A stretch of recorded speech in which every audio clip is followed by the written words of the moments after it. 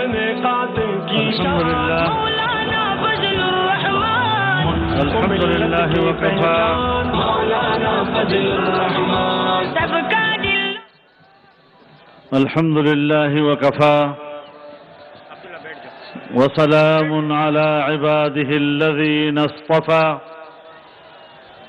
لا سيما على سيد الرسل وخاتم الأنبياء وعلى آله وصحبه ومن بهديه مهتدى أما بعد فأعوذ بالله من الشيطان الرجيم بسم الله الرحمن الرحيم يريدون ليطفئوا نور الله بأفواههم والله متم نوره ولو كره الكافرون صدق الله العظيم. اسٹیج پر موجود زعماء قوم،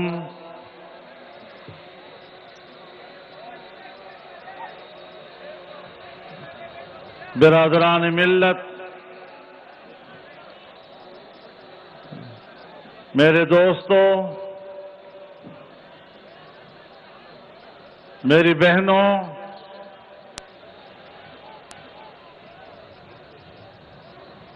پی ڈی ایم کے زیر اہتمام آج کے اس کامیاب اور فقید المثال کانفرنس کے انعقاد پر آپ کو سلام پیش کرتا ہوں.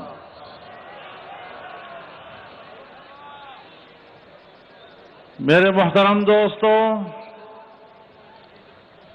پی ڈی ایم کے قائدین نے ملک کے حالات اور ملک کی سیاست کے ہر پہلو سے آپ کو آگاہ کیا.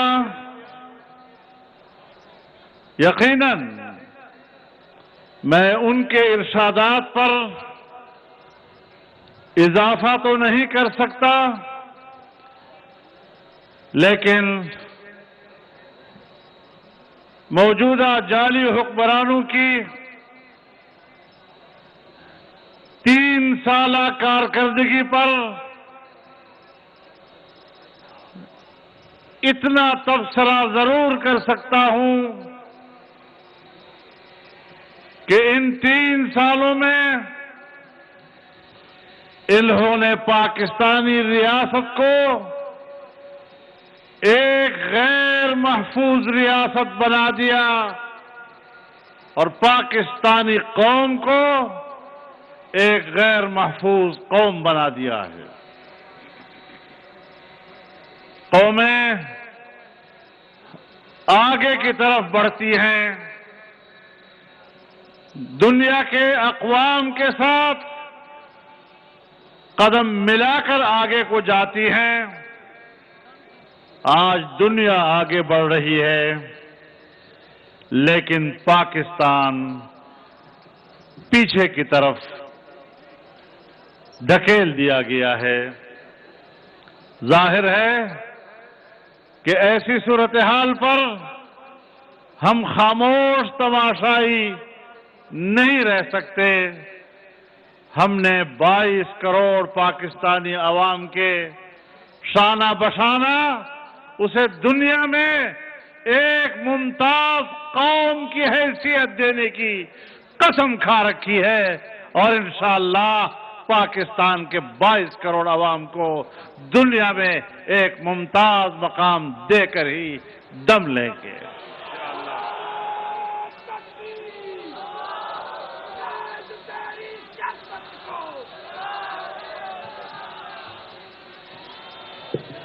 میرے محترم دوستو، بہت سے اسباب آئے. رمضان شریف گزرا،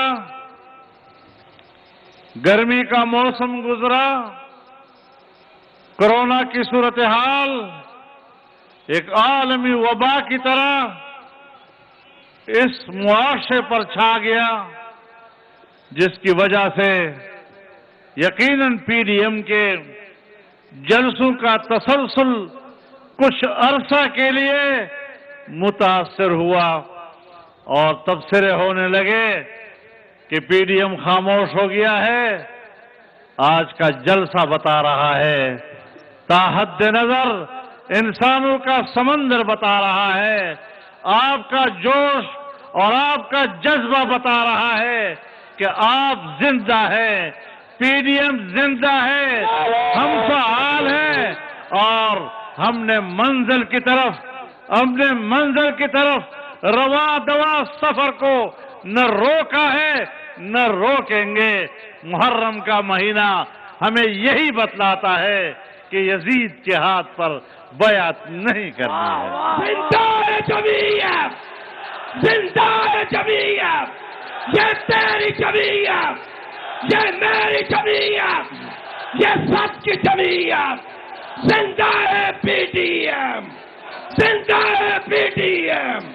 میرے محترم دوستو، آج ہم پھر اس بات کا اعادہ کرتے ہیں کہ یہ حکومت ناجائز ہے. اس کو کوئی عوامی مینڈیٹ حاصل نہیں. یہ جعلی ووٹ کے ذریعے سے جبر کی بنیاد پر کرسی پر مسلط ہے اور جو جبر کے طبقے ایسے حکمرانوں کی پشت پناہی کر رہے ہیں، انشاءاللہ ہم نے مرد میدان بن کر میدان میں ان کا بھی مقابلہ کرنا ہے اور دنیا کو بتانا ہے کہ پاکستان میں کسی خاص طبقے کو ملکی سیاست میں حصہ لینے اور دخل اندازی کرنے کا کوئی حق حاصل نہیں ہے. ابن قاسم کی شان مولانا بدر الرحمان.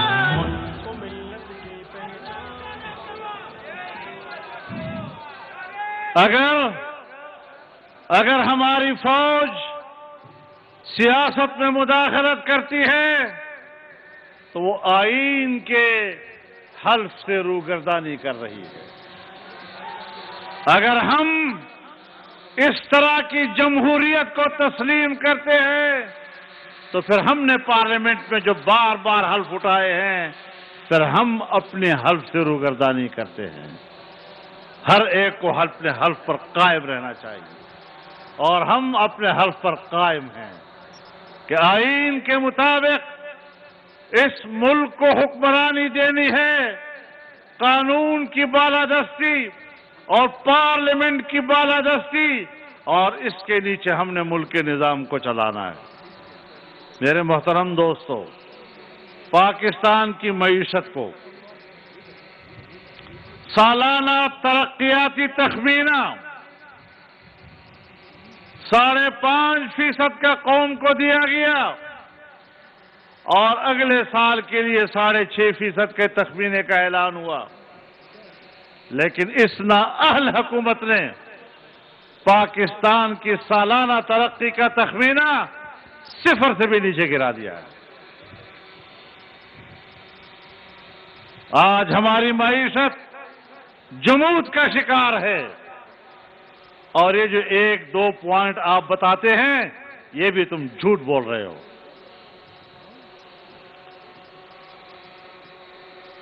آج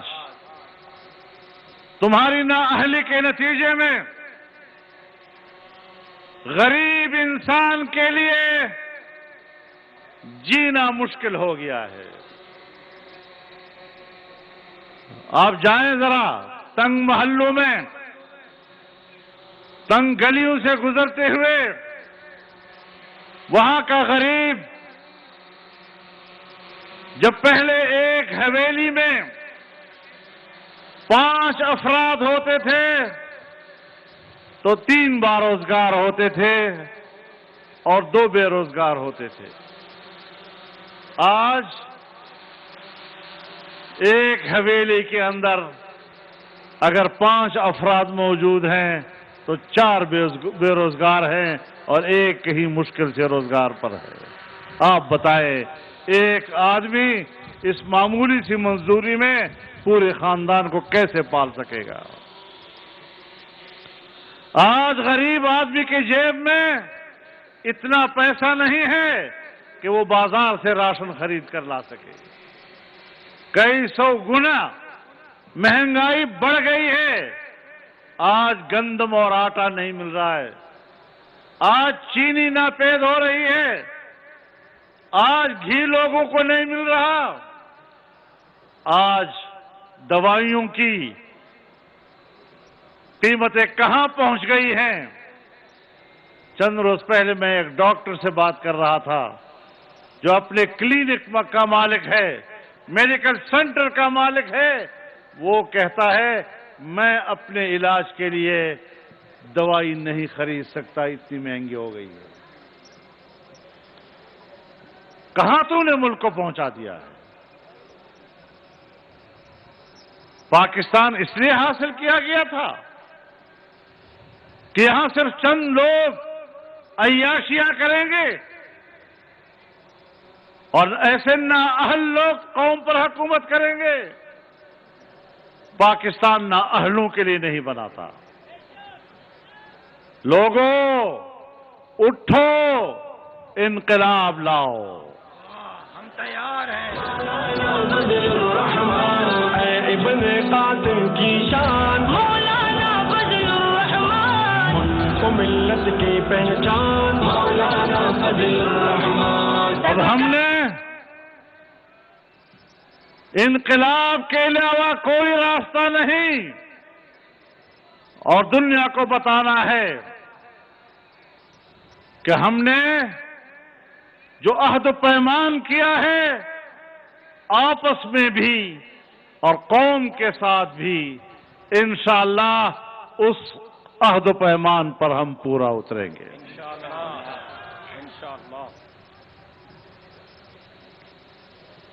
میں اپنی قوم سے کہنا چاہتا ہوں کہ مایوسی کی طرف نہیں جانا۔ مچھلی سے کسی نے کہا، بلکہ سمندر نے کہا، کب تک تیرتے رہو گے؟ تھک جاؤ گے؟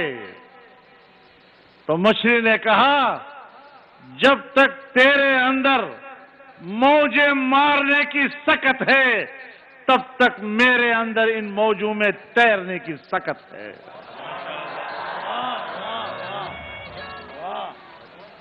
بہت خوب۔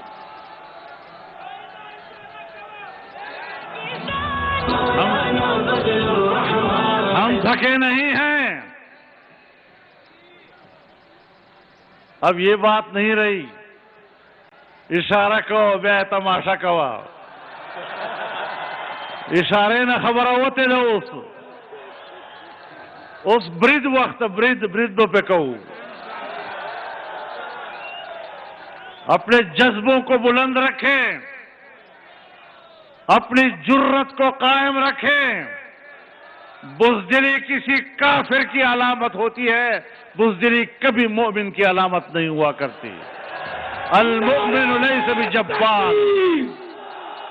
نعرہ تکبیر، کہ تیری جرت کو ملت کے فخروں مولانا فضل الرحمان، کو ملت کی پہچان مولانا فضل الرحمان۔ میرے محترم دوستو، جب آپ کی معیشت کمزور ہے آپ کبھی بھی ایک کامیاب خارجہ پالیسی نہیں بنا سکتے۔ جب تک آپ دنیا کے مفادات اپنے ساتھ وابستہ نہیں کر سکیں گے، آپ اپنے ملک کے لیے دوست پیدا نہیں کر سکیں گے۔ حکومت ہے، چین اس خطے کی سپر طاقت ہے، اقوام متحدہ اور سلامتی کونسل کی ویٹو پاور ہے، لیکن ہم نے چین سے کہا کہ پاکستان کے راستے سے آپ دنیا کے ساتھ تجارت کر سکتے ہیں اور سیاسی جماعتوں نے، میاں نواز شریف صاحب نے سی پیک کا افتتاح کیا، کام شروع ہوا، چین کے مقابلے میں عالمی قوتوں کو برداشت نہیں ہوا۔ جب پاکستان ترقی کی راہ پہ جانے لگا، چین جیسی قوت اس نے دنیا میں تجارت کرنے کے لیے پاکستان کے راستے کو ترجیح دی۔ یہ پاکستان کی بہت بڑی کامیابی تھی۔ جہاں ہم نے اپنے معاشی ترقی کی بنیاد رکھی، وہاں چین کی 70 سالہ دوستی کو ہم نے معاشی دوستی میں تبدیل کیا، اور یہ خارجہ پالیسی میں ایک پہلا کامیاب قدم تھا۔ لیکن جو عمران خان کبھی کبھی نمائش کرنے کے لیے امریکہ کے خلاف ایک آدھ جملہ بھی کہہ دیتا ہے، اس نے امریکی ایجنٹ کا کردار ادا کرتے ہوئے، یہودی ایجنٹ کا کردار ادا کرتے ہوئے پاکستان کو دوستوں سے محروم کیا، پاکستان کی معیشت کو زمین پہ بٹھا دیا، اسے زمین بوس کر دیا۔ آج ہم تنہائی کا شکار ہیں۔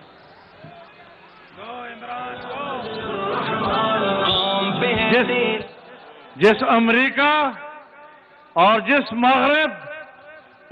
مغرب کے مالیاتی اداروں اور ان کی بینکوں کی امداد کی لالچ میں ہم نے چین کی سرمایہ کاری کو سبوتاژ کیا، انہوں نے بھی کوئی مدد نہیں کی، انہوں نے بھی ہمیں تنہا چھوڑ دیا، اور ہم جو ہمیشہ ان کے لقموں پر پلنے کی سیاست کرتے ہیں، ان کے لقموں پر پلنے کی معیشت کرتے ہیں، انہوں نے بھی ہمیں کچھ نہیں دیا۔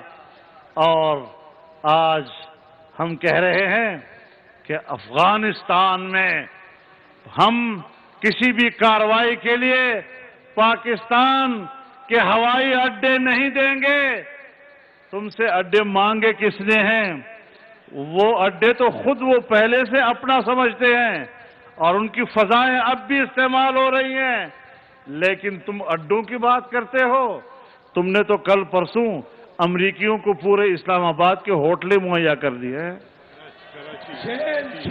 کراچی کے ہوٹل سارے ان کے حوالے کر دیے، پورے ملک کے ہوٹل ان کے سامنے بچھا دیے۔ کس بنیاد پہ؟ کس بنیاد پہ؟ ان کے لیے کوئی ویکسین شرط نہیں ہے؟ جو افغانستان میں 20 سال انسانیت کا خون کر چکا ہے، جو انسانی حقوق کو پامال کر چکا ہے، اور جس کے ہاتھوں سے اور جس کی انگلیوں سے انسانیت کا خون ٹپک رہا ہو، اسے انسانیت کی قیادت کرنے کا کوئی حق حاصل نہیں ہے۔ نعرہ تکبیر! امریکہ! امریکہ! امریکہ! جو امریکہ جو یار!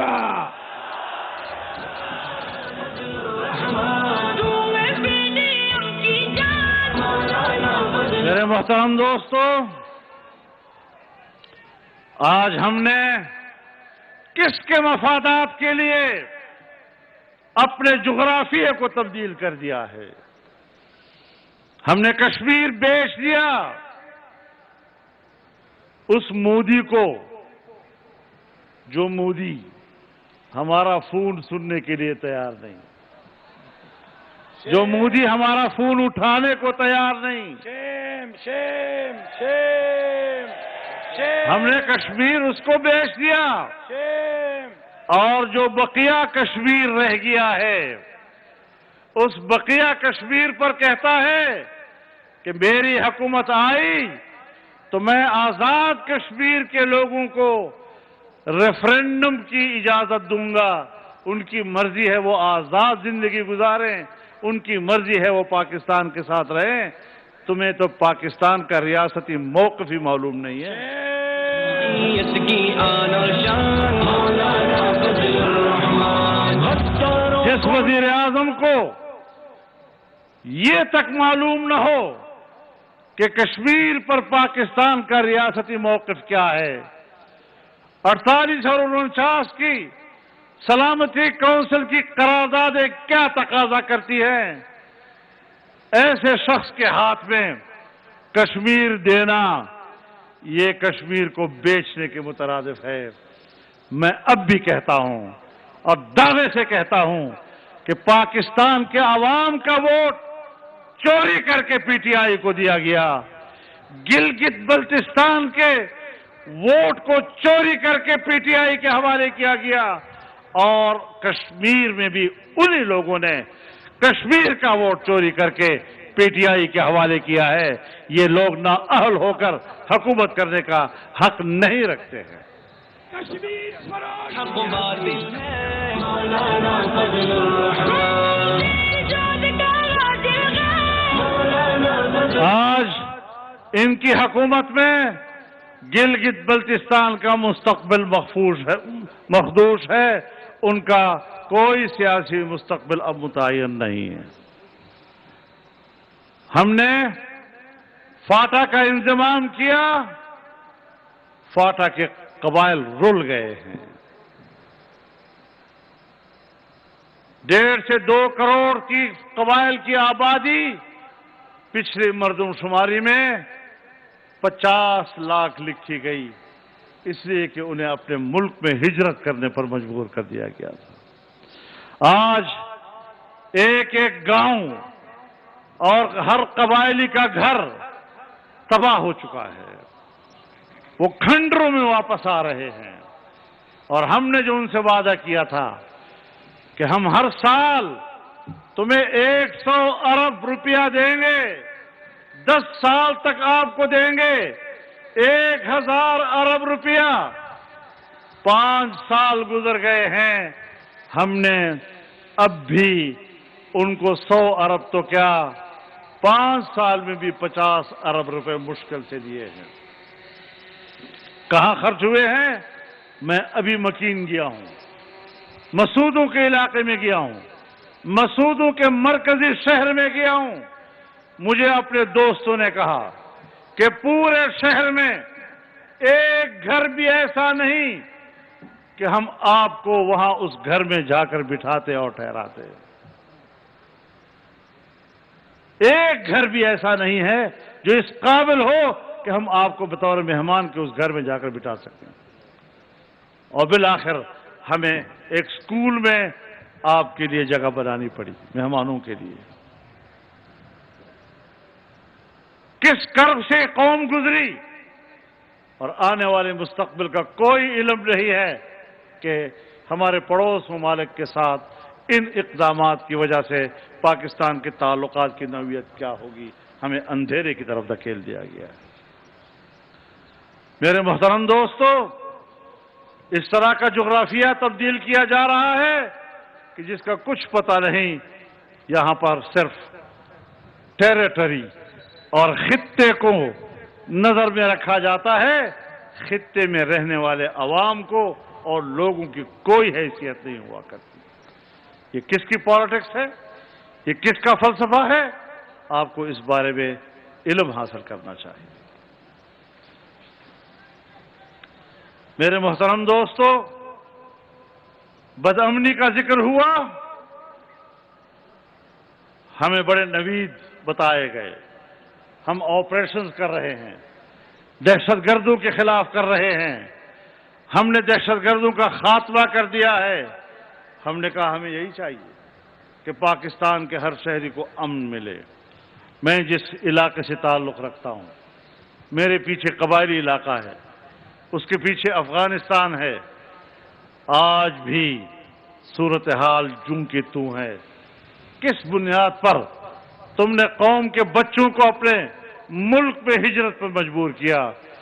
میری بیٹیوں کو، میری بہنوں کو، میری ماؤں کو گھروں سے نکال کر تم نے کتنے سال اس ملک کے اندر در بدر کر کے گھر گھر ان کو بھیک مانگنے پہ مجبور کیا ہے. ان کی طرز معاشرت تبدیل کر دی، اور پھر اس ماحول میں تم نے ان این جی اوز کو بھیجا جو سوائے فحاشی اور عریانی پھیلانے کے ان کا اور کوئی کردار نہیں ہوتا۔ انسانیت کے نام پر کس طرح انسانیت کی عزتیں لوٹی جاتی ہے۔ میرے محترم دوستو، انشاءاللہ العزیز اب پاکستان میں صرف جلسے نہیں ہوں گے، جلسے بھی ہوں گے اور روڈ کاروان بھی چلیں گے۔ اب استحکام پاکستان مولانا فضل الرحمان کو ملت کی پہچان مولانا فضل الرحمان، روڈ کاروان بھی چلیں گے اور اسلام آباد کی طرف مارچ بھی ہوگا انشاءاللہ العزیز۔ مولانا فضل الرحمان ختم نبوت کی خاطر مولانا فضل الرحمان تن من ہے تیرا غادر مولانا۔ افغانستان میں آج امارت اسلامیہ کی طرف سے وسیع البنیاد حکومت کی پیشکش بھی ہوئی، عام معافی کا اعلان بھی ہوا۔ 20 سال میں ان کے ساتھ جو ہوا، گوانٹانامو بے میں ہوا، بگرام جیل میں ہوا، شبرغان جیل میں ہوا، جو انسانی مظالم ان کے ساتھ ہوئے، آج انہوں نے سب کچھ معاف کر دیا ہے اور سب کو کہا ہے آؤ حکومت میں شریک ہوں۔ میں افغانستان کی تمام سیاسی قوتوں سے کہنا چاہتا ہوں کہ جس فراخ دلی کا مظاہرہ افغانستان کی ایک فاتح امارت اسلامیہ نے کیا ہے، آپ کو بھی اسی فراخ دلی کے ساتھ ان کی اس دعوت کو قبول کر لینا چاہیے۔ جو غیر مشروط پیشکش انہوں نے کی ہے، آپ بھی ان کی پیشکش کو غیر مشروط طور پہ قبول کریں۔ میں امریکہ اور مغربی دنیا سے بھی کہنا چاہتا ہوں، معاہدہ تم نے کیا ہے، معاہدے کی پاسداری کرو اور افغانستان میں ایک وسیع البنیاد حکومت کے قیام کے لیے اب نئی شرطیں نہ لگایا کرو۔ مان لو، دل سے مان لو کہ تم شکست کھا چکے ہو۔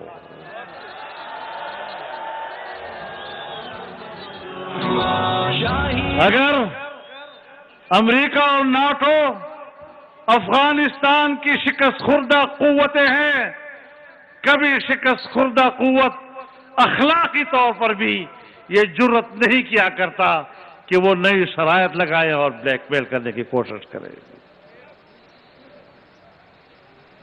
اور ہم چاہتے ہیں کہ خطے میں امن ہو، ہم چاہتے ہیں کہ پڑوسی ممالک کے ساتھ پاکستان کے مستحکم اور اچھے تعلقات ہوں۔ ہم افغانستان کے اندر وہاں کا سیاسی استحکام پاکستان کا مفاد سمجھتے ہیں۔ ایران کے ساتھ تعلق، چائنا کے ساتھ تعلق، ہندوستان کی صورتحال پر ایک مضبوط عوام کی نمائندہ حکومت ہی کوئی پالیسی بنا سکتی ہے۔ یہ ڈرپوک، اب کیا ان کو کہوں، یہ کیا چیز ہے؟ یہ پاکستان کی پالیسی بنا سکتے ہیں؟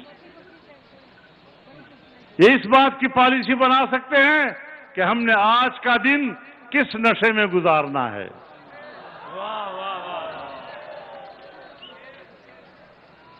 یہ صرف یہی پالیسی بنا سکتے ہیں کہ آج ہم نے کون سی عیاشی کرنی ہے۔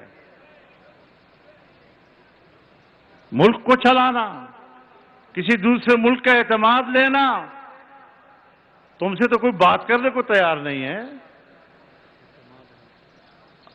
ابھی سلامتی کونسل کا اجلاس ہوا، افغانستان کے مسئلے پر ہندوستان کو اس میں شریک کیا گیا، لیکن پاکستان کے مندوب کو اس پہ شریک نہیں کیا گیا۔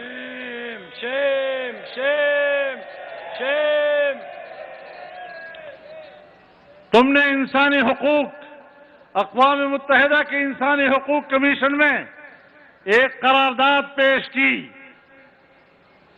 تمہیں تو یہ بھی پتہ نہیں تھا کہ اس کمیشن کے ارکان کتنے ہیں. ہماری وزارت خارجہ بیان دیتی تھی 57 ممالک کی ہمیں حمایت حاصل ہے. 57 ممالک کی. پتہ چلا کہ کل اراکین ہی 47 ہیں، 57 ہیں ہی نہیں.